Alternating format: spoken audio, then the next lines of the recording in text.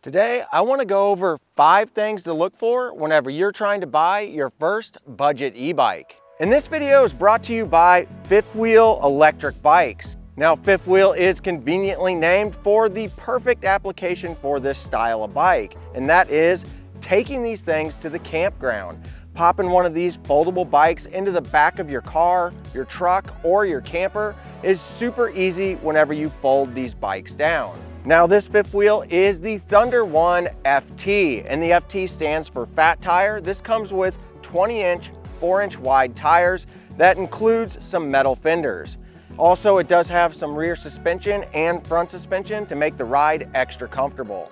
This will also be equipped with a Shimano setup, mechanical disc brakes, and a computer setup up here that will allow you to choose from 1 to 3 speeds. Each speed will get you a little bit faster, just like on any of these other bikes. Now, the max speed on the T1FT is 20 miles an hour.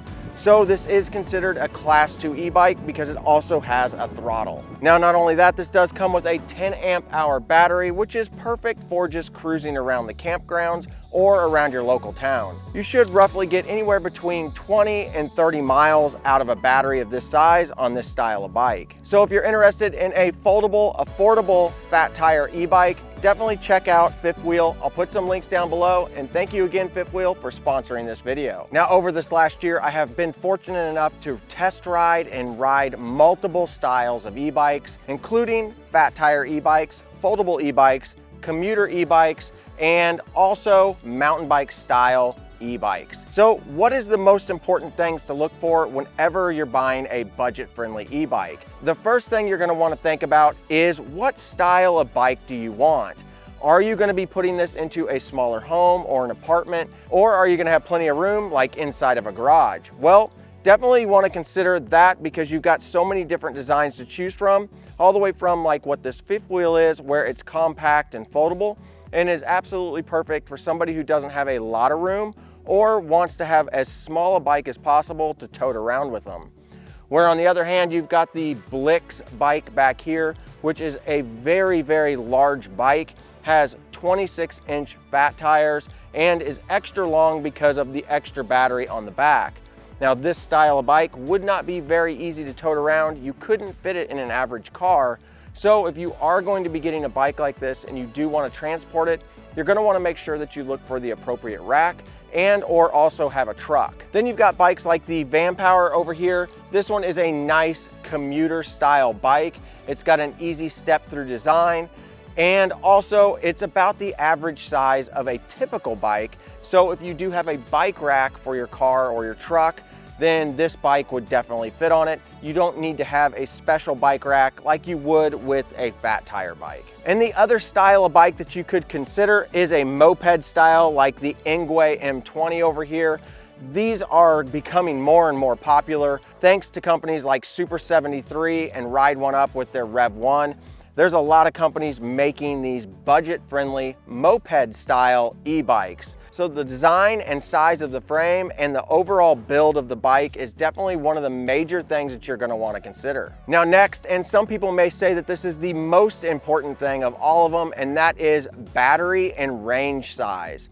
Now, you could have something like this fifth wheel here that has a 10 amp hour battery. There's a couple of benefits to having a 10 amp hour battery, which is considered on the smaller end of bike batteries, and that is the weight.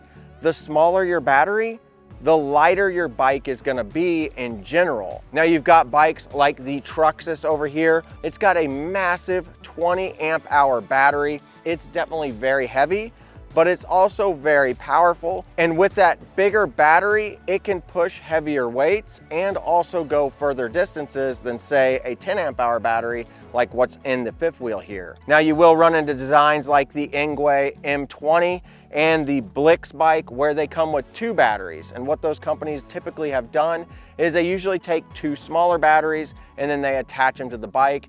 So on the Engwe M20, it's 2 13 amp hour batteries equaling 26 amp hours total.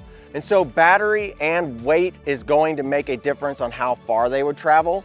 So something with a fat tire 20-inch rim with a 10 amp hour battery, it's going to get somewhere between 20 to 30 miles, depending on the speed that you're actually riding this. Now the Van Powers bike here is going to have somewhere around a 14 amp hour bike, but it's got slicker, more city style tires.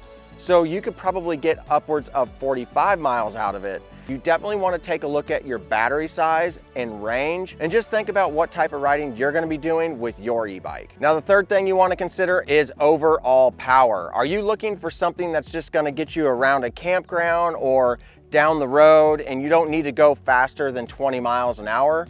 Then maybe a class 2 e-bike like this fifth wheel is going to be the one that's going to be for you. Now class 2 e-bikes typically come with 500 watt motors.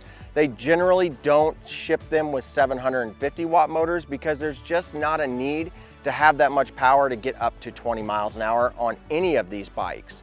So if you are looking for a bike that's just going to go up to 20, then you could stay in the 500 watt motor range. And that's also going to help you out on cost, because generally class 2 500 watt e-bikes are going to be a little bit less money than say a 750 watt e-bike that's going to be a class 3. Like the Truxas here, this is a class 3 e-bike. Same with the Blix, these are class 3 e-bikes. These are going to be equipped with 750 watt motors that can push them upwards of 28 plus miles an hour. So if you're looking for a little bit more power, a little bit more juice, something to go a little bit faster, consider a 750 watt motor versus a 500 watt motor. So now that we've gone over 3 of the 5 categories that I recommend that you focus on when buying your first budget e-bike, let's take another look at the fifth wheel electric bike. This is again the T1FT. Now something that's really nice about fifth wheel is that they do include these metal fenders with the bike. Now I prefer this bike without the metal fenders, but I had already installed them and chose to leave them on for this particular video.